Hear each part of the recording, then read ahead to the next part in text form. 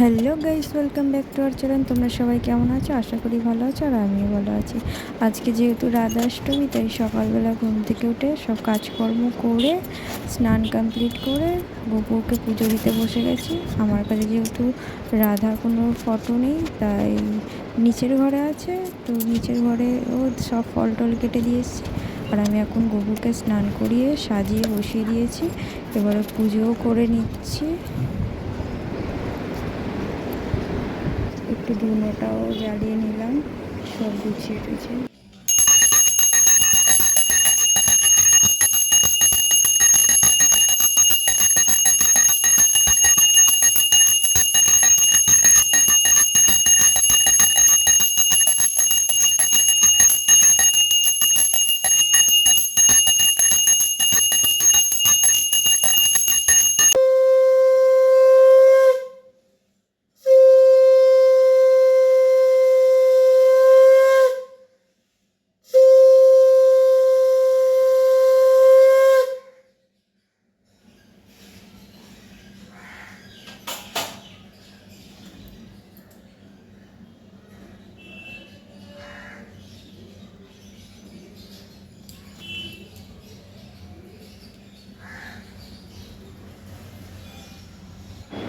এই যে আমার পুজো হয়ে গেছে, এবারে সারা ঘরে একটু ধূপ ধুনো একটু দেখিয়ে দেব।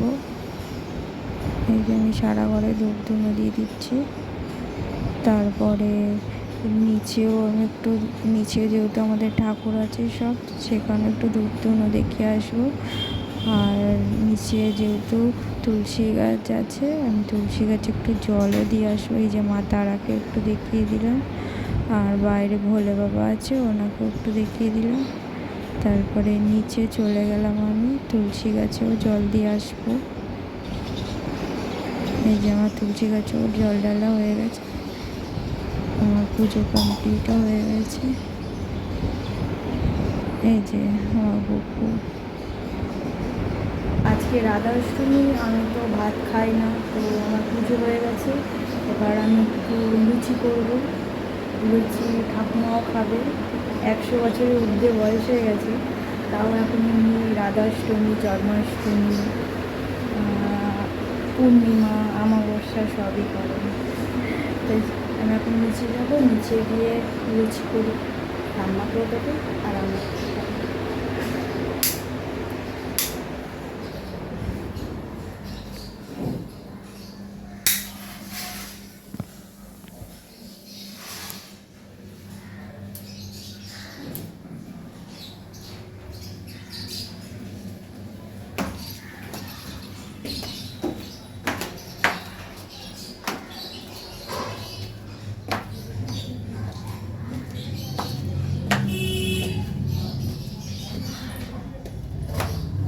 ও ঠাম্মা, পুজো হলো?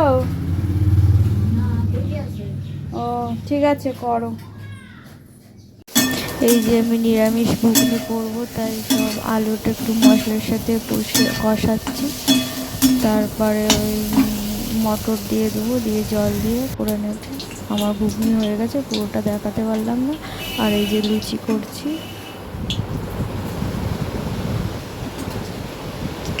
এই যে আমার লুচি ঘুগনি কমপ্লিট, ঠাম্মাকে দিয়ে এসেছি, আর আমিও একটু খেয়ে নিচ্ছি।